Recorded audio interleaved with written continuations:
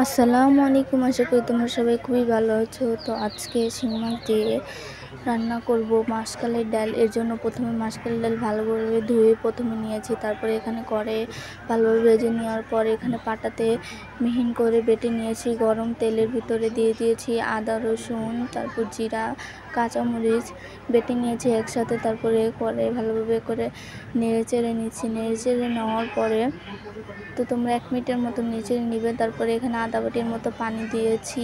তারপর এখানে 2 চামচ হলুদের গুঁড়া, 1.5 চামচ শুকনো মরিচের গুঁড়া, 1.5 চামচ ধনিয়ার গুঁড়ো, স্বাদ মতো লবণ দিয়েছি। আর তোমরা যেহেতু আমার ফ্যামিলি, তাই তোমাদের সাথে এই রান্নার ভিডিওটা শেয়ার করলাম। তো কেমন হয়েছে জানাবে, সাবস্ক্রাইবও করবে।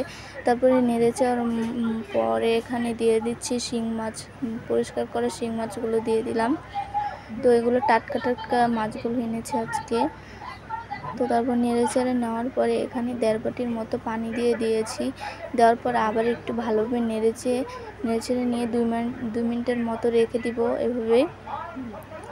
এভাবে রেখে দেওয়ার পরে এখানে যে মাসকলাইয়ের ডালগুলো ছিল, মাসকলাইয়ের ডালগুলো ভালোভাবে ঠান্ডা পানি দিয়ে গুলিয়ে রেখেছিলাম সুন্দর মতো করে। তারপরে এখানে মাছগুলো ঢাকনাটা খুলে আবার ভালোভাবে করে নেড়ে নিয়েছি। তারপরে এখানে মাসকলাইয়ের ডালগুলো দিয়েছি। দেওয়ার পরে এখানে আবার একটু নেড়েচেড়ে নিয়েছি। তো 2 মিনিট পর আমরা নামিয়ে নেব। 2 মিনিট পর এটা ভালোভাবে তো যাই হোক 2 মিনিটের মতো ফুটলে তারপরে এখানে ভালোভাবে বাটিতে নামিয়ে নিচ্ছি। তো তরকারিটা দারুণ হয়েছিল। আর প্লিজ তোমরা আশেপাশে সাউন্ডটা ইগনোর করে দেখতে পারো, খুবই স্বাদ হয়। আসসালামু আলাইকুম, আল্লাহ হাফেজ, থ্যাংক ফর ওয়াচিং।